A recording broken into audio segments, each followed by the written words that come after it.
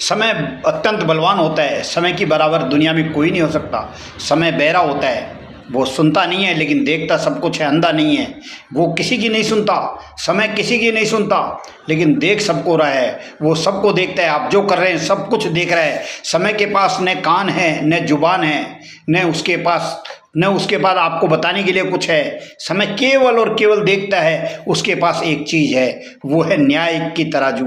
न्याय की तराजू समय के पास है। वो आपके हर कर्म को देखता है। आप जो कर्म कर रहे हो, आपको शायद नहीं लगे कि कोई देख रहा है आप खोटे कर्म कर रहे हो। संसार में आचार विचार व्यवहार में आपके जितने खोटे कर्म हैं वो समय सब देख रहा है। समय आपका सब देख रहा है, वो बोलता कुछ भी नहीं है। सब आपके कर्मों को न्याय की तराजू में तोल रहा है। समय भले ही अपनी धुन में चलता रहे।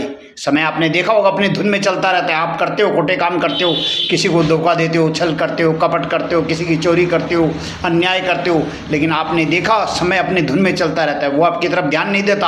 आप जो कुछ कर रहे हैं वो करने देता है, लेकिन आप उसकी मिन्नतें नहीं सुने, आप उनकी बातें नहीं सुने, समय की बातें नहीं सुने, पर वह हमारे अच्छे बुरे कर्म का सब लेखा रखता है।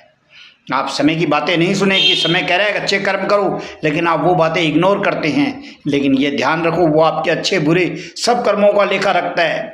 समय एक ऐसा हिसाब किताब रखता है कि आप उसकी कल्पना नहीं कर सकते। वो एक एक इंच रति सबको ध्यान रखता है। आप क्या क्या किस समय क्या क्या किया आपने।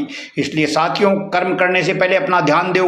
कर्म करने से पहले सावधानी रखो। वक्त की अदालत में हमेशा वक्त की अदालत में देर होती है, लेकिन अंधेर नहीं है। यहाँ जैसे पृथ्वी पर होता है उस तरह अंधेर नहीं है। ये वहाँ न्याय होगा, लेकिन समय लगेगा। और न्याय ऐसा होगा कि आप कभी उसकी कल्पना नहीं कर सकते। जैसे कहते हैं ना, उसकी लाठी में आवाज़ नहीं है लेकिन लाठी वो ज़रूर मारता है। यह सत्य है। किसी ने सत्य कहा है, उसकी लाठी में आवाज़ नहीं है लेकिन उसकी मार बहुत भयंकर होती है। इसलिए साथियों, समय से डरें, समय का ध्यान रखें, समय में अच्छे कर्म करें। यदि आपको अच्छा समय मिला है तो अच्छे कर्म करें और उत्तरोत्तर प्रगति करें। क्योंकि आप देखा, यदि आप अच्छे कर्म करोगे तो आप साफ पानी की तरह चलते रहोगे। आप खुद साफ पानी की तरह चलते रहोगे। जो कचरा है, कचरे का मतलब जो दुष्ट प्रकृति के लोग हैं, जो दुष्ट प्रकृति के लोग, वो अपने आप कचरे की तरह साइड में हो जाएंगे।